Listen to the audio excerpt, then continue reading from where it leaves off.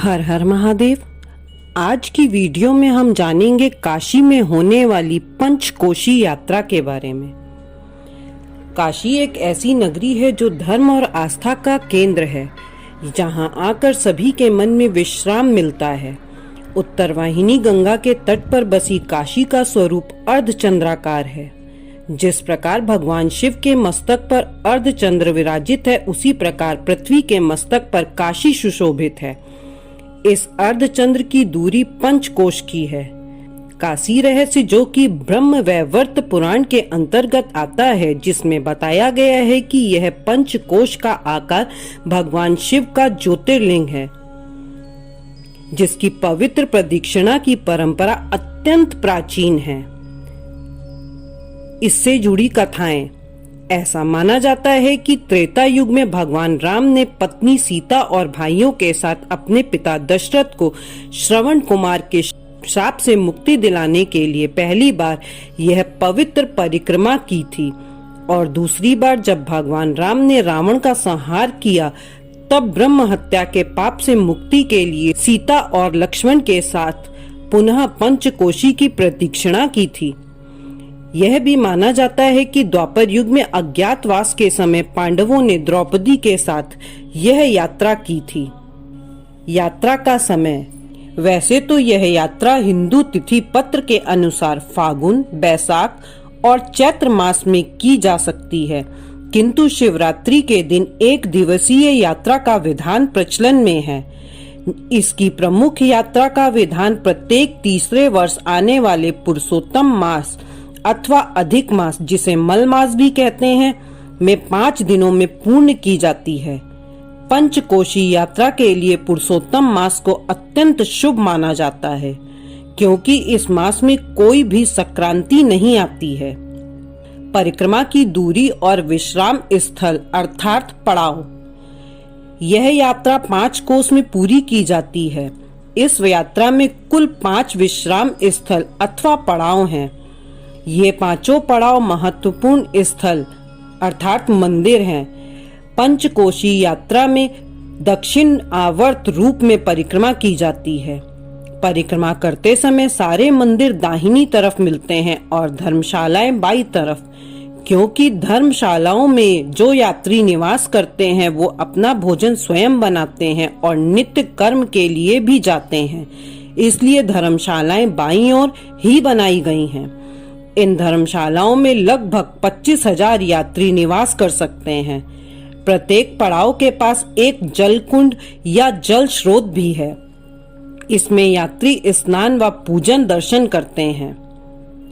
पंचकोशी यात्रा के दौरान 108 शिवलिंग, 56 मंदिर, 11 विनायक, 10 अन्य शिव मंदिर, 10 देवी, 4 विष्णु, 2 भैरव और 14 अन्य देव, जिनका यात्रा के दौरान दर्शन पूजन का विधान बताया गया है।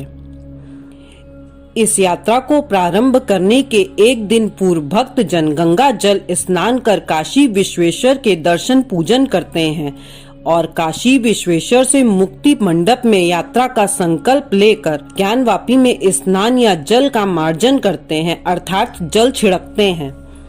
जिस दिन यात्रा प्रारंभ करनी होती है, उस दिन प्रातः काल गंगा स्नान, अन्नपूर्णा दर्शन और भुवनेश्वरी देवी के दर्शन श्रद्धालु करते हैं। उसके बाद मणिकर्णिका कुंड से इस यात्रा को प्रारंभ करते हैं। मणिकर्णिका कुंड मणिकर्णिका घाट के पास स्थित एक जलाशय है। उपाख्यानों में इस कुंड को शिव शक्ति से जोड़ते हुए महत्वपूर्ण माना गया है। भक्त इस कुंड में डुबकी लगाकर अपनी हथेली की अंजुली में जल लेकर यात्रा करने का संकल्प करते हैं।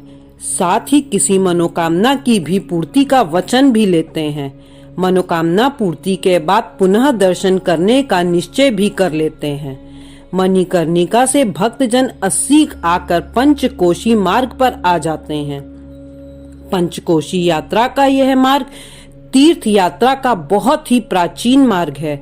इस मार्ग पर अनेकों सूचना पट देखने को मिलते हैं, जो पूरे रास्ते मार्गदर्शन करते हुए चलते हैं और पड़ावों के बारे में सूचित भी करते हैं।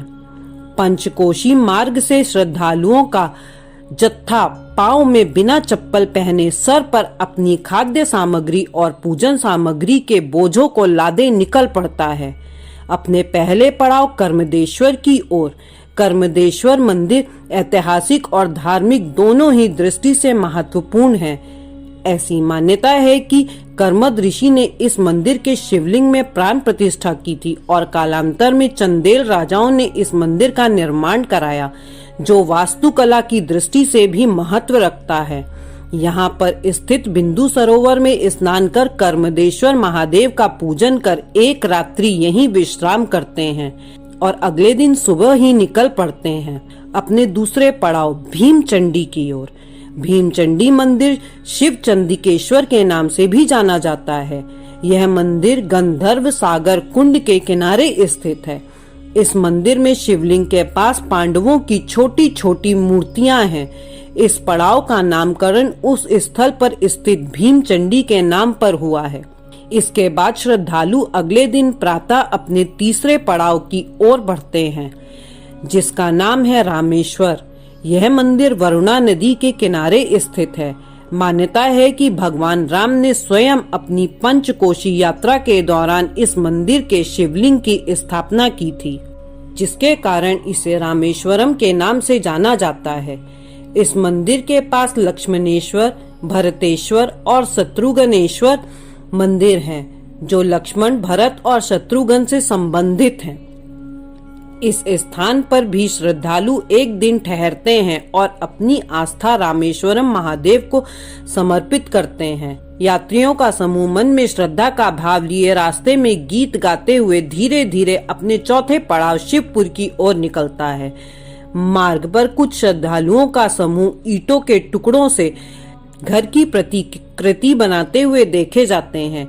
यह प्रतीकात्मक रूप से उनके अपना घर बनवाने की कामना होती है, जिसके माध्यम से वे ईश्वर से घर निर्माण के सामर्थ्य का आशीर्वाद मांगते हैं और ऐसा मानना भी है कि ये मनोकामनाएं पूर्ण भी होती हैं।